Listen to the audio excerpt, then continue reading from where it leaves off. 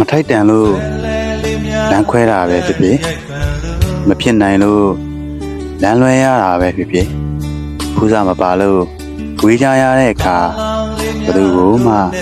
အပြစ်မြင်စရာမလိုပါဘူးသူကြောင့်ကိုဟာအကောင်းဆုံးလူဖြစ်ဖို့တလို့ကိုကြောင့်သူလည်းကံအကောင်းဆုံးလူဖြစ်ဖို့တယ်လူရင်တုန်းကသူကတန်မိုးမဖြတ်နိုင်တဲ့ယတနာဖြစ်ခဲ့သလိုအစဉ်ပြေတုန်းကကိုဟာအကောင်းမွန်ဆုံးအဖို့မင်းဖြစ်ခဲ့တယ်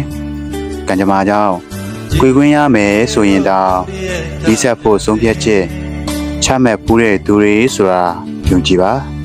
တရင်စိုးတွေလည်းမဖို့သလိုကိုတို့ဟာလုံခြုံစိတ်ချရတဲ့နောက်ချိုးကြီးဖြစ်ခဲ့တယ်ကံပါတော့စုံငယ်ပြီးမှဆုံးဖြတ်ချက်ကြောင့်မနီးစပ်နိုင်တဲ့အခါကိုတို့ချစ်ချင်းဟာစေတနာများစွာနဲ့မင်းတယောက်စင်ပြေနေဖို့မြတ်တာတွေအဖန်ဖန်ပို့သွားခဲ့ရုံပါပဲစုံစည်းခြင်းတွေခံနာခဲ့သလောက်ကိုယ်ခွင်းခြင်းတွေဟာလူသားခဲ့ပါတယ်ဒီလိုပဲပေါ့ချစ်ခဲ့သည်ညီရဲ့သည်ပြီးတော့